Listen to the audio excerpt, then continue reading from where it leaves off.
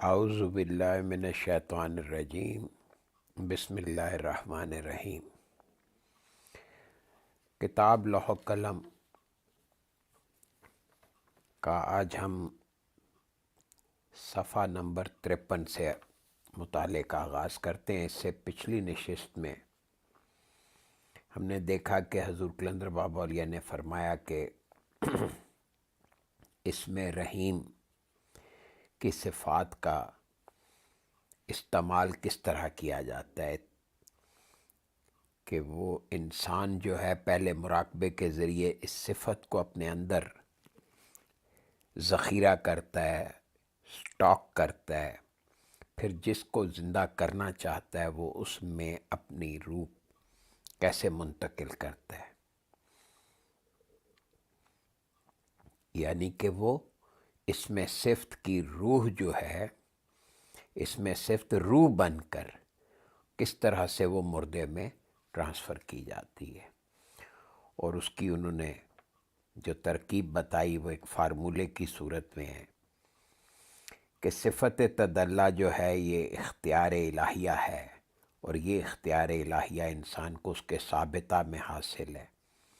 پھر صفت ابداع ہے، صفت ابداع الہیہ جو ہے یہ عین ہے، یہ کسی چیز کی کامل شکل و صورت ہوتی ہے۔ اور پھر صفت خلق الہیہ ہے، اسی کو جویہ کہا، اور یہ حرکات و سکنات زندگی ہیں، یعنی اختیار الہیہ کو اپنے اندر محسوس کرتے ہوئے کسی چیز کی کامل شکل و صورت کو ذہن میں لا کر پھر اس کی حرکات و سکنات جو اس کی زندگی کے ساتھ وابستہ ہیں ان سب کو ایک ساتھ ٹرانسفر کیا جاتا ہے، اور یہ مظہر کہلاتا ہے یا وجود ناسوتی کہلاتا ہے۔ یہاں سے ایک موضوع کی تکمیل ہو گئی اور اب دوسری بات شروع ہونے لگی ہے۔ حضور قلندر بابا اولیاء فرماتے ہیں کہ ہماری دنیا کے مشاہدات یہ ہیں کہ پہلے ہم کسی چیز کے متعلق معلومات حاصل کرتے ہیں۔ اگر کبھی اتفاقی ایسا ہوا ہے کہ ہمیں کسی چیز کے متعلق کوئی معلومات نہیں اور وہ اچانک آنکھوں کے سامنے آ گئی ہے تو ہم اس چیز کو بالکل نہیں دیکھ سکتے۔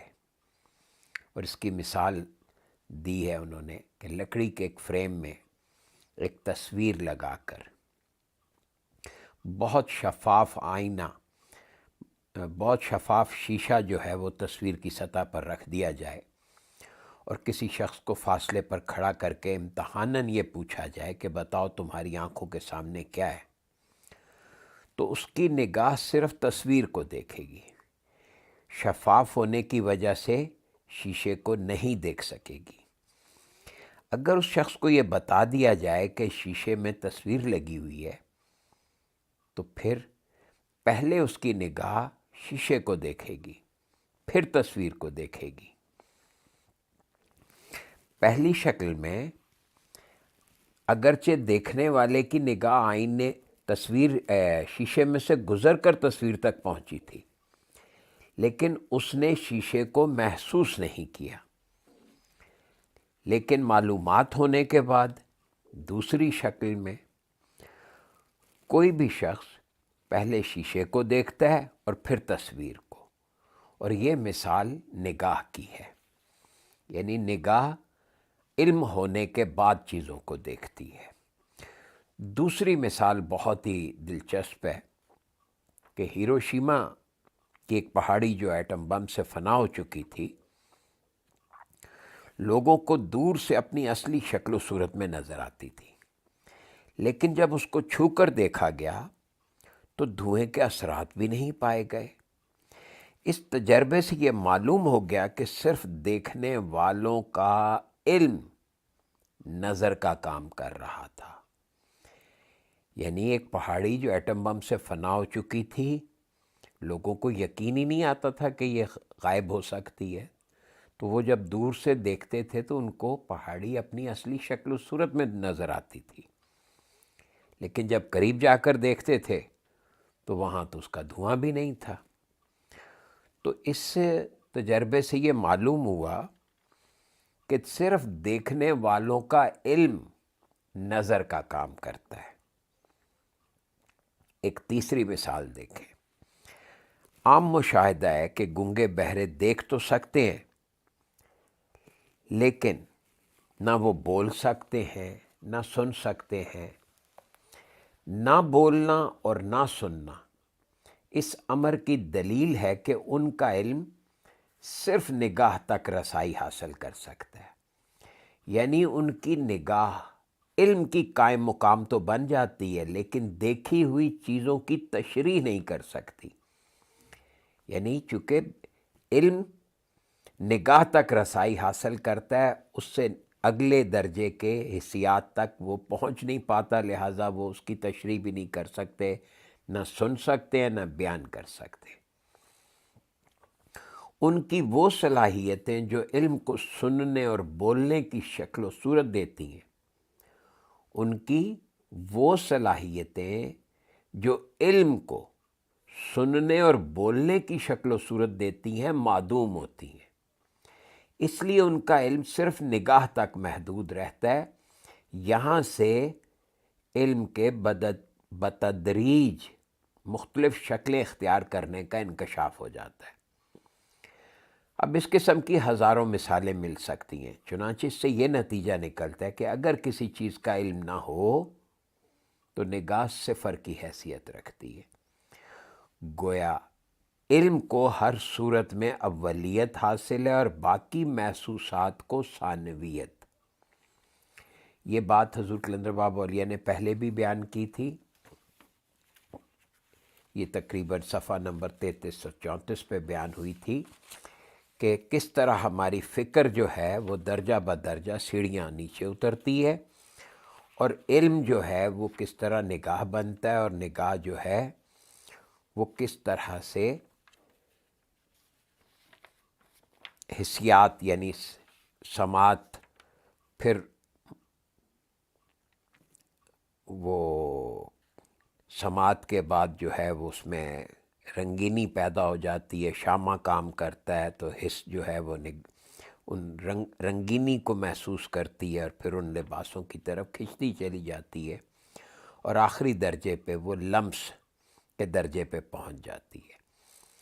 تو اب اسی بات کو دوبارہ ایک اور طریقے سے انہوں نے واضح کر دیا اور مثالیں دے کر بتا دیا کہ بنیادی بات صرف اولیت صرف علم کو حاصل ہے،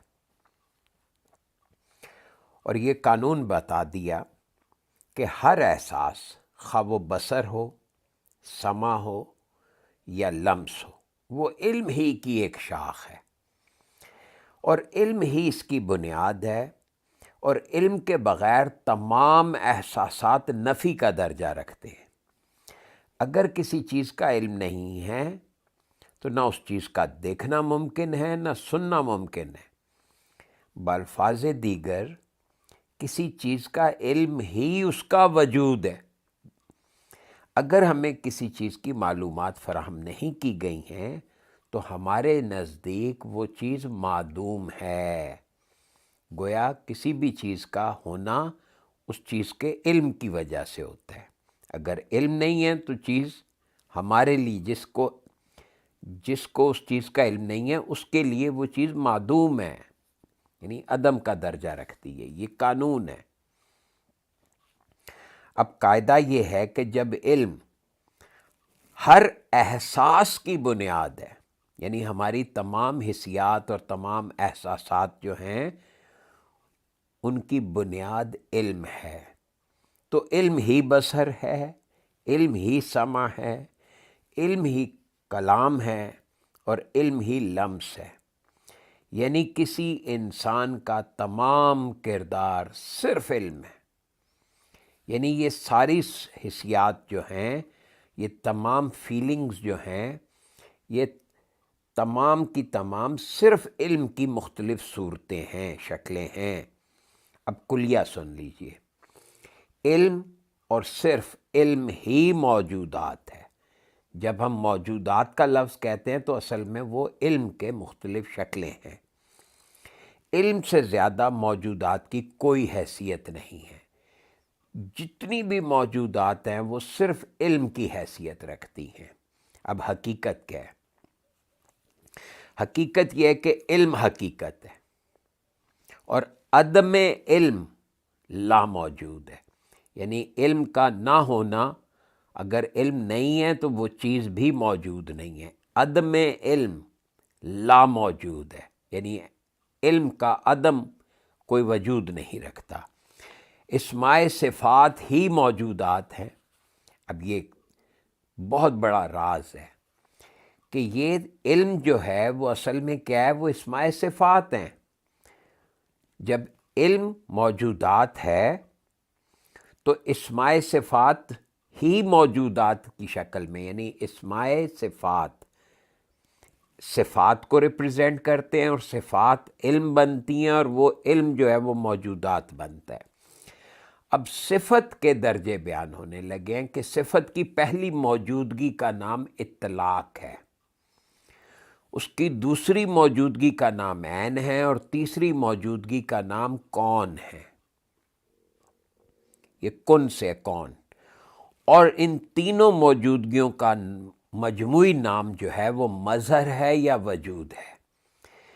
یہ بہت ہی خوبصورت طریقے سے حضور کلندر بابا اولیاء نے پوری بات سمجھا دی کہ اللہ کے جو اسماء صفات ہیں وہ کس طرح موجودات بنتے ہیں۔ ان کا پہلا درجہ جو ہے اس موجودگی کا نام اطلاق ہے، دوسری موجودگی کا نام عین ہے، اور تیسری موجودگی کا نام کون ہے۔ اسماء کی یہ درجہ بندی اطلاق، عین اور کون ہے، اور یہ موجودات میں ان کا عکس جو ہے وہ ثابتہ، عیان اور جویہ کہلاتا ہے۔ یہ پھر وہی تین چیزیں آ گئیں۔ اب اس کی تشریح سن لیجئے کہ علم اطلاق، علم عین اور علم کون کے یکجا ہونے کا نام وجود یا مظہر ہے۔ علم اطلاق، علم عین اور علم کون کے یکجا ہونے کا نام وجود یا مظہر ہے۔ اب کسی بھی چیز کا وجود انہی تین چیزوں پر ہے، تو یہ چاہے بصر ہو یعنی دیکھنے کی صلاحیت ہو، تو اس کے بھی یہی تین درجے ہیں کہ بصر بھی تو علم ہے نا، تو علم کے یہی تین درجے ان تینوں کو جمع کریں گے کہ اطلاق جمع عین جمع کون، تو یہ بصر جو ہے یہ علم ہے، اور پھر یہ علم جو ہے یہ ایک وجود رکھتا ہے، یعنی بصارت جو ہے ایک وجود رکھتی ہے۔ اسی طرح سمع، اس کے بھی تین درجے ہیں، اطلاق، عین اور کون، اور یہ بھی علم ہوا، اور یہ علم بھی ایک وجود رکھتا ہے۔ پھر اسی طرح کلام ہے، کلام کے بھی یہی تینوں درجے ہیں کہ اطلاق ہے، عین ہے، کون ہے، اور یہ کلام بھی علم ہوا، اب اور یہ بھی ایک وجود رکھتا ہے۔ شامہ، اس کے بھی تین درجے ہیں، اطلاق، عین اور کون، اور یہ بھی علم ہے، اور یہ بھی ایک وجود رکھتا ہے۔ اسی طرح لمس جو ہے اس کے بھی یہی تین درجے ہیں، کیونکہ لمس بھی علم ہے، اور اس کے بھی تین درجے اطلاق، عین اور کون کے ہیں، اور یہ بھی ایک وجود رکھتا ہے۔ یا بالفاظ دیگر بصر، سمع، کلام، شامہ اور لمس، پانچوں چیزیں جو ہیں یہ وجود رکھتی ہیں، اور ان وجود جو ہے یہ علم کے علاوہ کچھ نہیں ہے۔ اب فرماتے ہیں کہ یہ ان بیان کیے گئے حقائق کے تحت وجود صرف اسماء الہیہ کی صفات کا عکس ہے۔ گویا کوئی بھی وجود، دیکھیے اللہ والے کیوں اور کیسے جب کسی چیز کو دیکھتے ہیں تو انہیں اللہ کی صفات کا عکس دکھتا ہے، وہ یہ چیزوں کو ذہن میں جب راسخ ہو جاتی ہیں تو تب جا کے یہ صلاحیتوں کا استعمال شروع ہوتا ہے کہ وجود صرف اسماء الہیہ کے صفات کا عکس ہے۔ اللہ تعالیٰ کا ہر اسم اللہ تعالیٰ کی صفت ہے، اور اللہ تعالیٰ کی ہر صفت اصل میں کیا ہے؟ وہ اللہ تعالیٰ کا علم ہے، اور اللہ تعالیٰ کے علم کے آگے تین عکس ہیں، اطلاق، عین اور کون۔ ان تینوں عکسوں کا مجموعہ ہی مظہر یا وجود ہے۔ دراصل کسی بھی وجود یا مظہر کی بنیاد اسماء الہیہ کی صفات ہیں، اور ان اسماء الہیہ کے 6 تنزلات سے کائنات عالم وجود میں آئی ہے۔ اب وہ 6 عالم کیا ہیں؟ اسم کا تنزل صفت ہے، اور صفت کا تنزل علم ہے۔ علم نے جب نزول کیا تو اس کے 3 عکس وجود میں آئے، اطلاق، عین اور کون، اور جب ان 3 عکسوں نے جب تنزل کیا تو مظہر یا وجود بن گئی۔ وجود کی تشریح پر گزر چکی ہے، اور یہ فیصلہ ہو چکا ہے کہ وجود صرف علم ہے۔ جب صفات کا عکس وجود ہے تو صفات کا عکس ہی علم ہوا، کیونکہ اسم صفت ہے، اس لیے اسم کا تعلق براہ راست علم سے ثابت ہو جاتا ہے۔ جب اسم تنزل کر کے کرے گا تو علم بن جائے گا، اور علم ہی اپنی شکل و صورت میں مظہر کونیہ ہوگا، یعنی کن کہنے کے بعد جو چیز مظہر بنتی ہے اس کو مظہر کونیہ کہا جاتا ہے، اور یہ وہی اسماء ہیں جن کا تذکرہ قرآن پاک میں ہے۔ انہی اسماء کا علم آدم علیہ السلام کو دیا گیا تھا، انہی اسماء کا علم نیابت کی ودیت ہے۔ دیکھیں نا، جب سارا کچھ علم ہے، ساری موجودات علم سے وجود پاتی ہیں، اور اس کے 6 تنزلات بھی بتا دیے، اور ان اسماء کا علم جو ہے یہی اصل میں عطا ہونا نیابت کی ودیت ہے۔ نیابت ودیت کی گئی یعنی عطا کر دی گئی یا دے دی گئی، یا اللہ نے انسان کو اپنا نائب جب مقرر کیا تو یہ علم عطا کیا کہ کس طرح سے صفات درجہ بدرجہ نیچے تنزل کر کے مظہر یا وجود بنتی ہیں۔ انہی اسماء کے علم کو تصوف کی زبان میں علم لدنی کہتے ہیں۔ وَعَلَّمَ الْآدَمَ الْأَسْمَاءَ كُلَّهَا، اور جب اللہ تعالیٰ نے علم کی تقسیم کی تو سب سے پہلے اپنی صفات کے ناموں کا تعارف کرایا۔ انہی ناموں کو اسماء صفاتی کہا جاتا ہے۔ یہی نام وہ علم ہیں جو اللہ تعالیٰ کے علم کا عکس ہیں۔ یہ جو نام ہیں اسماء صفاتی، یہ اللہ تعالیٰ کے علم کا عکس ہیں۔ اب صفت کی تعریف کے بارے میں یہ جاننا ضروری ہے کہ اللہ تعالیٰ کی ہر صفت کے ساتھ قدرت اور رحمت کی صفات بھی جمع ہیں، یعنی ہر صفت جو ہے وہ اکیلی کام نہیں کرتی بلکہ وہ کمبینیشن آف ایٹریبیوٹس ہے۔ صفت کو ایٹریبیوٹ بھی کہتے ہیں اور ایڈجیکٹو بھی کہتے ہیں، اور یہ جتنے بھی کوالٹیز ہیں، ہماری پراپرٹیز ہیں، یہ سب صفات ہیں۔ تو اللہ تعالیٰ کی ہر صفت کے ساتھ اللہ کی صفت قدرت اور اللہ کی صفت رحمت بھی جمع ہے۔ مثلا ربانیت کی صفت کے ساتھ قدرت اور رحمت بھی شریک ہے، یا صفت صمدیت کی صفت کے ساتھ قدرت اور رحمت شامل ہیں۔ اسی طرح احدیت کی صفت کے ساتھ قدرت اور رحمت کی صفت کا ہونا ضروری ہے، یعنی اللہ تعالیٰ کی کوئی صفت قدرت اور رحمت کے بغیر نہیں۔ جب ہم اللہ تعالیٰ کو بصیر کہتے ہیں تو اس کا منشا یہ ہوتا ہے کہ اللہ تعالیٰ بصیر ہونے کی صفت میں قادر اور رحیم بھی ہے، یعنی اسے بصیر ہونے میں کامل قدرت اور کامل خالقیت کی استطاعت حاصل ہے۔ اب قادر کا مطلب ہے قدرت رکھنا، یعنی اس کی مقداروں کا تعین کر سکنا، اور رحیم کا مطلب ہے اس کو بنا سکنا، اس کی تخلیق کر سکنا۔ تو دیکھ لیجئے صاف، یعنی اللہ رب کریم کو بصیر ہونے میں کامل قدرت اور کامل خالقیت کی استطاعت حاصل ہے، یعنی وہ جس طرح سے چاہے اس کی تخلیق کر سکتا ہے۔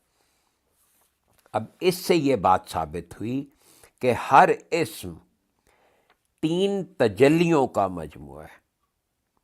اب یہ تجلی کا لفظ گزرا تھا، اب اس کی وضاحت آ رہی ہے کہ اللہ کا کوئی اسم دراصل ایک تجلی ہے۔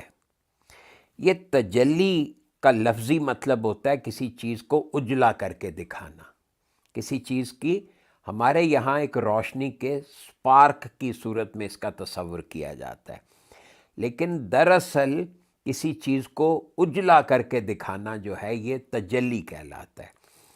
تو اللہ تعالیٰ کا کوئی بھی اسم دراصل ایک تجلی ہے۔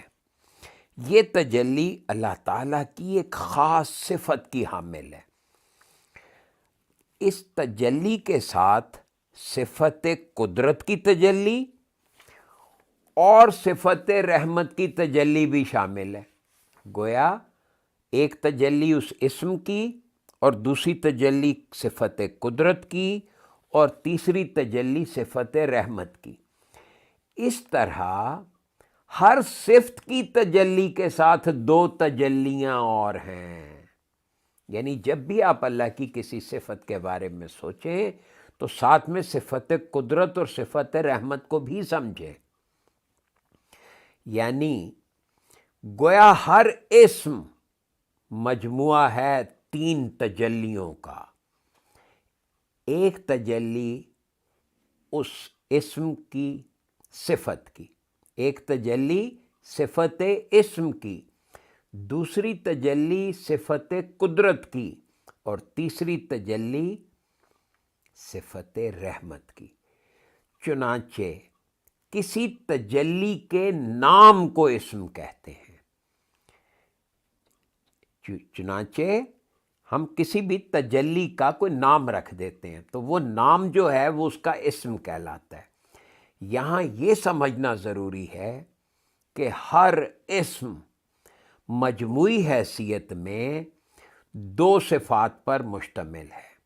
اب یہ ایک اور بات آ گئی کہ ہر اسم مجموعی حیثیت میں خود 2 صفات پر مشتمل ہے، ایک خود تجلی جس کو وہ اسم ریپرزینٹ کر رہا ہے، اور ایک اس تجلی کی صفت، یعنی ہر اسم آگے جوڑوں میں یہاں سے جوڑے شروع ہو گئے کہ ہر اسم مجموعی حیثیت میں 2 صفات پر مشتمل ہے، ایک خود تجلی اور ایک اس تجلی کی صفت۔ جب ہم اللہ تعالیٰ کا کوئی اسم ذہن میں پڑھتے ہیں یا زبان سے ادا کرتے ہیں تو ایک تجلی اپنی صفت کے ساتھ حرکت میں آ جاتی ہے۔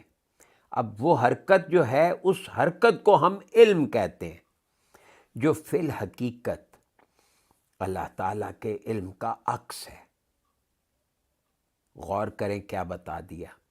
جب ہم کوئی اللہ کا اسم کا ورد کرتے ہیں تو ایک تجلی جو اس اسم سے ریلیٹڈ ہوتی ہے وہ اپنی صفت کے ساتھ حرکت میں آ جاتی ہے، اور یہ حرکت جو ہے یہ علم کہلاتی ہے. لیکن ہم دیکھتے ہیں کہ ہم لوگ کتنا بھی کسی اسم کا ورد کریں، ہمارے علم میں کوئی حرکت پیدا نہیں ہوتی.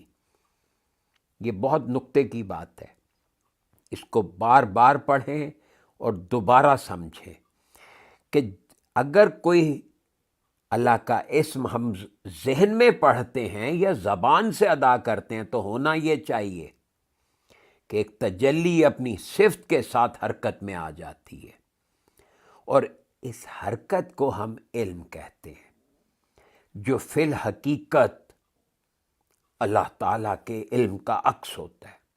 اور پھر یہ حرکت آگے 3 اجزاء پر مشتمل ہے. پہلا جز تجلی جو لطیفہ اخفا کے اندر نزول کرتا ہے. دوسرا جز اس تجلی کا وصف ہے جو لطیفہ سری میں نزول کرتا ہے. یہاں نوٹ کریں کہ اب لطیفہ خفی کا ذکر نہیں کیا. تیسرا وجود تجلی کے وصف کی تشکیل ہے جو لطیفہ قلبی میں نزول کرتا ہے. یعنی جب ہم کسی اسم کا ذکر کرتے ہیں، ذہن میں دہراتے ہیں، تو ایک تجلی حرکت میں آتی ہے، اور وہ بھی اپنی صفت کے ساتھ. تو لطیفہ اخفا کے اندر اس کا نزول ہوتا ہے، یعنی تجلی خود بذات خود لطیفہ اخفا میں نزول کرتی ہے، اور اس تجلی کا وصف جو ہے وہ لطیفہ سری میں نزول کرتا ہے. اور پھر تیسرا جز جو ہے وہ تجلی کے وصف کی تشکیل، یعنی اس کی ایک شکل بن جاتی ہے، اور وہ پھر لطیفہ قلبی میں نزول کرتا ہے. اور اسی جز کا نام نگاہ ہے، یعنی یہ تیسرے جز کا وصف کی تشکیل. کسی بھی وصف یعنی کہ اس کی خاصیت جو ہے، اس کے جو اوصاف ہیں ان کی ایک شکل بنتی ہے، اور وہ شکل بننا ہی نگاہ کہلاتا ہے. اور پھر اسی جز کی کئی حرکات کا نام جو یکے بعد دیگرے لطیفہ قلبی میں ہی وقوع پذیر ہوتی ہیں. یہ ساری چیزیں پھر لطیفہ قلبی میں وقوع پذیر ہوتی ہیں، اور ان کو گفتار، سماعت، شامہ اور مشام بھی کہا جاتا ہے. اب یہ شامہ اور مشام، شامہ کہتے ہیں خوشبو کو، مشام کہتے ہیں سونگھنے والی حس کو یا ناک کو. اب یہ شامہ اور مشام ایک مزید حرکت کے ذریعے رنگوں کے نقش و نگار بن کر لطیفہ نفسی کو اپنی طرف کھینچتے ہیں. تو لطیفہ قلبی اور لطیفہ نفسی کی یہی درمیانی کشش عمل یا نتیجہ ہوتی ہے. اسی طرح روح 3 حرکتیں کرتی ہے جو بیک وقت صادر ہوتی ہیں. پہلی حرکت کسی چیز کا جاننا جس کا نزول لطیفہ اخفا میں ہوتا ہے. دوسری چیز کا محسوس کرنا جس کا نزول لطیفہ سری میں ہوتا ہے. اور تیسری حرکت خواہش اور عمل جس کا نتیجہ، جس کا نزول جو ہے وہ لطیفہ قلبی اور لطیفہ نفسی میں ہوتا ہے. ہر حرکت ثابتہ سے شروع ہو کر جویہ پر ختم ہو جاتی ہے. جیسے ہی ثابتہ کے لطیفہ اخفا میں جاننا وقوع پذیر ہوا، لطیفہ خفی نے اس کو ریکارڈ کر لیا. پھر جیسے ہی عین کے لطیفہ سری میں محسوس کرنا وقوع پذیر ہوا، لطیفہ روحی نے اس کو ریکارڈ کر لیا. اور پھر جویہ کے لطیفہ قلبی میں اس کا عمل وقوع پذیر ہوا، اور لطیفہ نفسی نے اس کو ریکارڈ کر لیا. اب اس بات کو بہت توجہ سے نوٹ کر لیں کہ لطائف اصل میں کیا ہوئے. ایک جگہ جاننا، پھر اس کو محسوس کرنا، اور پھر اس کا عمل میں آنا، یہ سارا کھیل ہے لطائف کا. اب اگر آپ اس کو نکات بنا کر ڈھونڈتے رہیں گے تو ظاہر ہے کہ وہ تو نہیں کبھی بھی ملیں گے. حضور قلندر بابا اولیاء نے ارشاد فرمایا کہ ثابتہ نے جانا آیان نے محسوس کیا اور جویہ نے عمل کیا۔ یہ ثابتہ نے جانا یعنی علم، آیان نے محسوس کیا یعنی حسیات نے کام شروع کر دیا، اور جویہ نے عمل کیا، جویہ میں عمل ہوتا ہے۔ اور یہ تینوں حرکات بیک وقت شروع ہوئیں اور بیک وقت ختم ہو گئیں۔ اس طرح زندگی لمحہ بلمحہ حرکت میں آتی رہتی ہے۔ یہ ہے سارا زندگی کا پورا پروسیجر، کس طرح علم درجہ بدرجہ نزول کر کے لطائف میں سے ہوتا ہوا وہ علم بنتا ہے، اور پھر وہ احساسات میں ڈھلتا ہے، اور پھر اس پہ عمل ہوتا ہے، اور یہ ایک طرف نزول کرتا ہے اور پھر ریکارڈ ہوتا رہتا ہے ساتھ ساتھ۔ تو انہی حرکتوں کا نام زندگی کی حرکت ہے، اور یہ لمحہ بلمحہ زندگی حرکت کرتی ہے۔ اب یہاں پہ اس بات کا دوبارہ مختصر سا ایک جائزہ حضور کلندر بابا اولیاء فرماتے ہیں کہ فرد کی زندگی سے متعلق، فرد کی زندگی سے متعلق علم کی تمام تجلیاں ثابتہ میں، فکر کی تمام تجلیاں عیان میں، اور عمل کے تمام نقوش جویہ میں ریکارڈ ہیں۔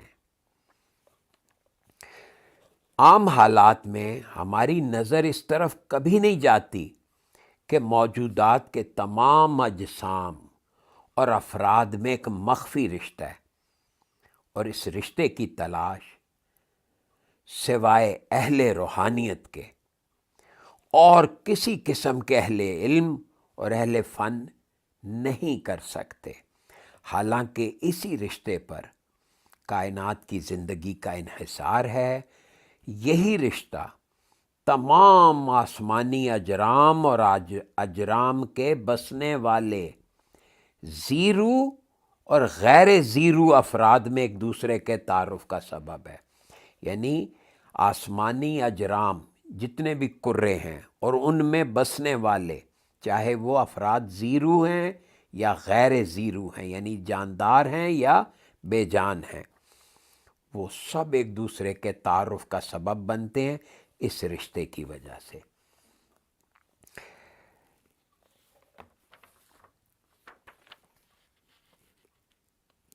ہماری نگاہ جب کسی ستارے پر پڑتی ہے تو ہم اپنی نگاہ کے ذریعے ستارے کے بشرا کو محسوس کرتے ہیں، یعنی بشرا میں نے اس کا چہرہ، ستارے کا بشرا کبھی ہماری نگاہ کو اپنے نظارے سے نہیں روکتا، وہ کبھی نہیں کہتا کہ مجھے نہ دیکھو۔ اگر کوئی مخفی رشتہ موجود نہ ہوتا تو ہر ستارہ اور ہر آسمانی نظارہ ہماری زندگی کو قبول کرنے میں کوئی نہ کوئی رکاوٹ ضرور پیدا کرتا۔ جیسے ہم ان کو وصول کر رہے ہیں یا ان کو دیکھتے ہیں تو وہ ہمیں نہیں روکتے، اسی طرح وہ جب ہمیں دیکھتے ہیں تو ہم بھی انہیں نہیں روکتے۔ کیوں؟ کیونکہ ہمارے اور ان کے درمیان ایک مخفی رشتہ ہے، اور یہی مخفی رشتہ کائنات کے پورے افراد کو ایک دوسرے کے ساتھ منسلک کیے ہوئے۔ میرا خیال ہے کہ یہاں رک جاتے ہیں۔ آج ہم نے یہ دیکھا کہ اسماء الہیہ کس طرح درجہ بدرجہ تنزل کر کے علم بنتے ہیں، صفات بنتے ہیں، یا صفات کی تجلیاں جو ہیں وہ نزول کر کے اسم بنتی ہیں، اور پھر وہ اس کے آگے 3 درجے ہو جاتے ہیں، علم اطلاق، علم عین اور علم کون، اور اس کے بعد وہ کس طرح سے انسان کا سارا نظام، جتنے موجودات ہیں، اس میں جو خاص بات بتائی گئی کہ اللہ کی ہر صفت کے ساتھ ایک تجلی حرکت میں آتی ہے، اور پھر ہر تجلی جو ہے وہ اصل میں 3 تجلیوں کا مجموعہ ہے۔ اور یہ جو انسانی فکر کی تمام تجلیاں، اس کے ثابتہ میں فکر کی تمام تجلیاں، عیان میں اور عمل کے تمام نقوش جویہ میں ریکارڈ ہوتے ہیں، اور یہ کہ یہ سارے اسی علم کا، چونکہ علم سارا ایک ہی ہستی کی ملکیت ہے، اور یہی وہ مخفی رشتہ ہے جس کی وجہ سے ساری کائنات ایک دوسرے سے آپس میں ایک بندھن میں بندھی ہوئی ہے۔ تو آپ سب کا بہت شکریہ کہ آپ اس مطالعے میں شریک ہوئے۔ اللہ تعالیٰ آپ کو بہت خوش رکھے۔ اللہ حافظ۔